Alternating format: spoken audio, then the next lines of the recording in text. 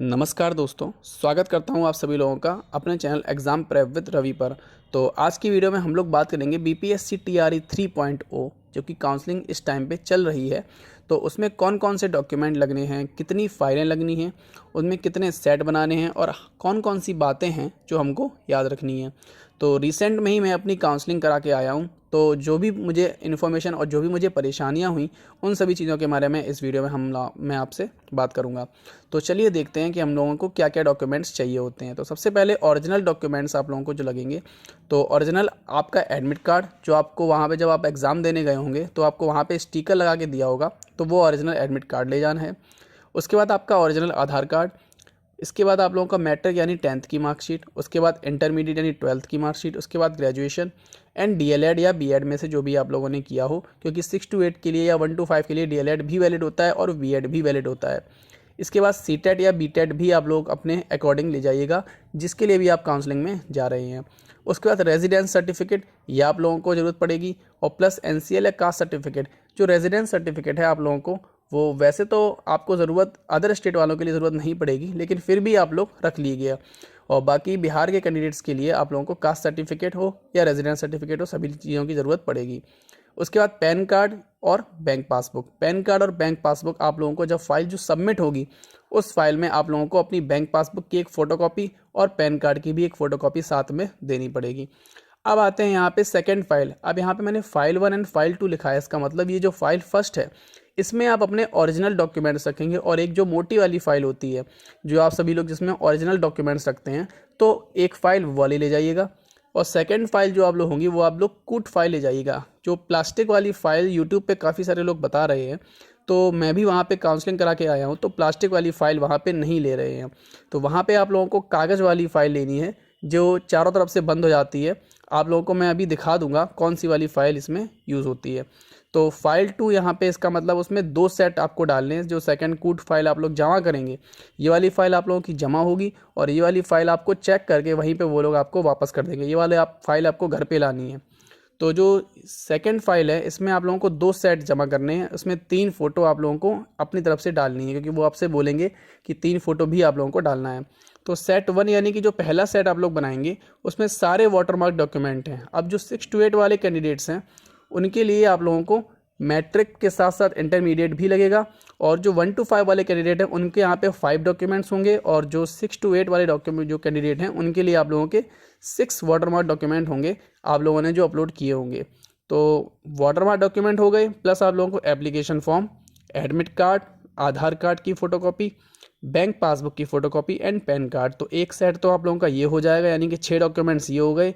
7, 8, 9, 10 और 11, ये 11 कागज़ आप लोगों के ये हो जाएंगे। और जो सेट दूसरा बनाना है, इस दूसरे सेट में आप लोगों को जो बिना वाटरमार्क डॉक्यूमेंट के, यानी कि जो आपके ओरिजिनल डॉक्यूमेंट हैं, इनकी फ़ोटोकॉपी आप लोगों को सेकंड सेट में करानी है। ध्यान से सुनिएगा।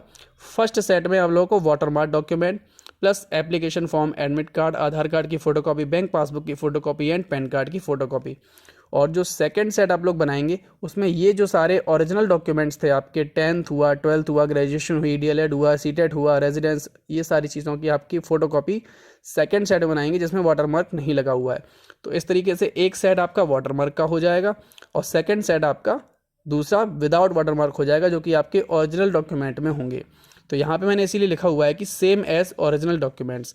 इसका मतलब आप लोगों के ये 2 सेट हो गए, और इन दोनों सेट को आप लोगों को सेकंड फाइल में जो आप लोगों को जमा करनी है उसमें डालना है।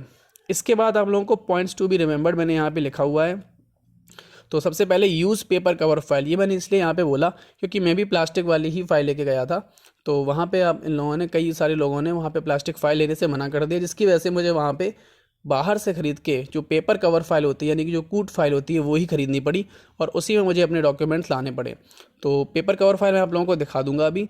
और सेकंड ने आपने दिया हो यहाँ पे go with extra set of documents, यानी कि आप लोग ये 2 डॉक्यूमेंट्स आप लोगों के साथ में रहेंगे ही रहेंगे, क्योंकि आप लोग ये सेकंड फाइल में वहाँ पे सबमिट करेंगे। ये आपका ओरिजिनल होगा, इसके साथ ही आप लोग एक एक्स्ट्रा पूरा सेट लेके जाइएगा।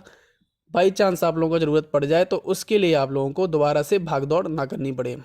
थर्ड हुआ आप लोगों का carry stapler, gum and marker. Stapler इसलिए ज़रूरत पड़ गई थी मुझे क्योंकि वहाँ पे उन लोगों ने 3 फ़ोटो मांगी थी।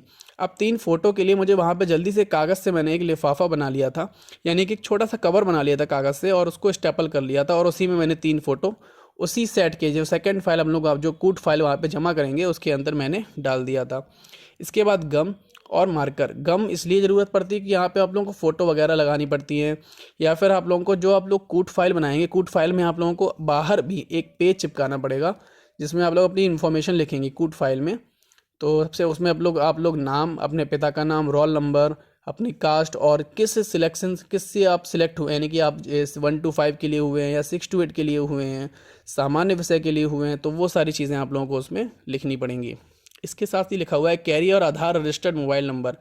तो ये बात मैं आप लोगों को इसलिए बता रहा हूँ क्योंकि कई सारे लोग वहाँ पे ऐसे थे जिन लोगों का आधार कार्ड के साथ जो रजिस्टर्ड नंबर था वो वाला लोग नहीं ले गए थे, तो वहाँ पे OTP नहीं आ रहा, जिसकी वजह से वहाँ पे लोगों को, कई सारे लोगों को प्रॉब्लम्स का सामना करना पड़ रहा था। तो आप लोग अपना आधार रजिस्टर्ड मोबाइल नंबर ज़रूर ले जाइएगा, और एक बार घर पे भी आप लोग चेक करवा सकते हैं कि उस पर मैसेज आ रहा है या नहीं आ रहा है। लास्ट हमारा दिया हुआ है in case of error go with affidavit. अब इन सभी चीज़ों में अगर आप लोगों को कोई भी अगर एरर है, देखो मैंने वहाँ पे जो चीज़ें फेस की मैं आप लोगों को उसके एक्सपीरियंस के हिसाब से बता रहा हूँ कि किसी भी चीज़ में, जैसे अगर आप लोगों के ओरिजिनल डॉक्यूमेंट्स में कोई भी प्रॉब्लम नहीं है, आप लोगों के नाम में या किसी और चीज़ में कोई प्रॉब्लम नहीं है, तो फिर कोई प्रॉब्लम नहीं हो रही है। अगर ओरिजिनल डॉक्यूमेंट्स में भी कोई प्रॉब्लम है तो आप लोगों को वहाँ पे एफिडेविट की ज़रूरत पड़ेगी। तो इसके लिए आप लोग ओरिजिनल डॉक्यूमेंट में अगर कोई भी मिस्टेक है तो उसके लिए आप लोग एफिडेविट बनवा के जा सकते हैं। तो ये सारी चीज़ें थी जो आप लोगों को काउंसलिंग के टाइम पे काफ़ी ज़्यादा ज़रूरत पड़ेगी, और अगर आप लोगों को इसके बाद भी कोई भी डाउट बचता है तो फिर आप लोग कमेंट सेक्शन में मुझसे पूछ सकते हैं, मैं आप लोगों का रिप्लाई देने की पूरी कोशिश करूँगा।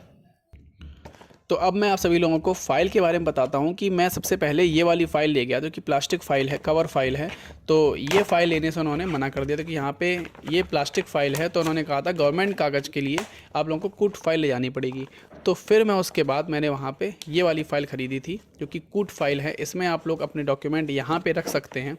डॉक्यूमेंट रखने के बाद आप लोग पूरे बाकायदा क्लोज़ कर सकते हैं। उसके बाद आप लोग यहाँ पे ऊपर से इसमें एक धागा भी दिया होता है जिसको आप लोग बांध के ये पूरा सिक्योर हो जाता है। तो इसलिए वहाँ पे ये वाली फ़ाइल आपको ले जानी है, ध्यान से आप लोग ये रखिएगा। और इसके साथ ही मैंने आपको बताया था कि ऊपर आपका गम का काम होता है, तो यहाँ पे आप लोग एक छोटा सा कोई भी पेज आप लोग काट के यहाँ पे चिपका लीजिएगा। उसी पेज पे आप लोगों को अपनी इन्फॉर्मेशन लिखनी है, नाम, अपना नाम, पिता का नाम, और उसके बाद अपना रोल नंबर और किस सेक्शन से आप सिलेक्ट हुए हैं, और अपना वो आधार कार्ड नंबर। तो ये सारी इन्फॉर्मेशन आप लोगों को वहाँ पे लिखनी है। तो आशा करता हूँ आप सभी लोगों को वीडियो अच्छा लगा होगा, और अगर आप सभी लोगों को अभी भी कोई भी डाउट है तो आप लोग कमेंट सेक्शन में मुझसे पूछ सकते हैं, और आप लोगों के डाउट दूर करने की पूरी कोशिश मैं करूँगा। Till then take care and good bye.